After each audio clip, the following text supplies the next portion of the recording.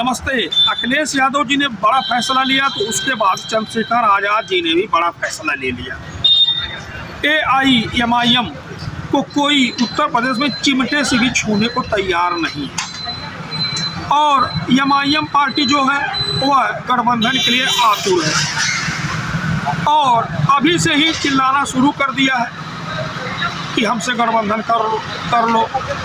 अभी पिछले दिनों जब समाजवादी पार्टी के सांसद रमाशंकर राजभर जी ने एक बयान दिया था कि हम उन सभी दलों का स्वागत करेंगे जो भारतीय जनता पार्टी को हराना चाहते हैं, और एक पत्रकार ने यह पूछ लिया कि क्या AIMIM से भी आप गठबंधन करेंगे। उन्होंने कहा कि हम सभी दलों से गठबंधन करना चाहेंगे। तो इसको जो है एक तरीके से MIM वालों ने गंभीरता से ले लिया और बाकायदा जो है दबाव डालने लगे। समाजवादी पार्टी के तो सांसद ने कह दिया गठबंधन तो होना ही होना चाहिए, लेकिन उनके कहने का तात्पर्य ये नहीं था।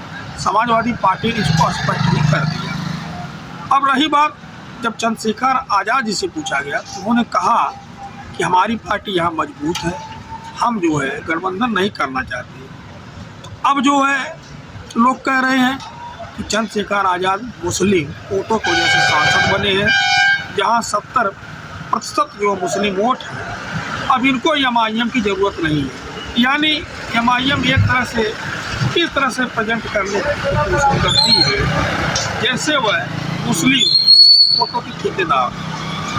बात यही है, अगर इस तरह की बात वह कह रही है तो तर्क तो यही निकल करके आ रहा है कि अगर उनसे कोई गठबंधन ना करे तो यानी मुस्लिम से गठबंधन ना करे। भाई आप भी एक पार्टी हो, कोई मुस्लिम के नाम से रजिस्टर्ड हो नहीं, राजनीतिक दल के नाम से रजिस्टर्ड हो।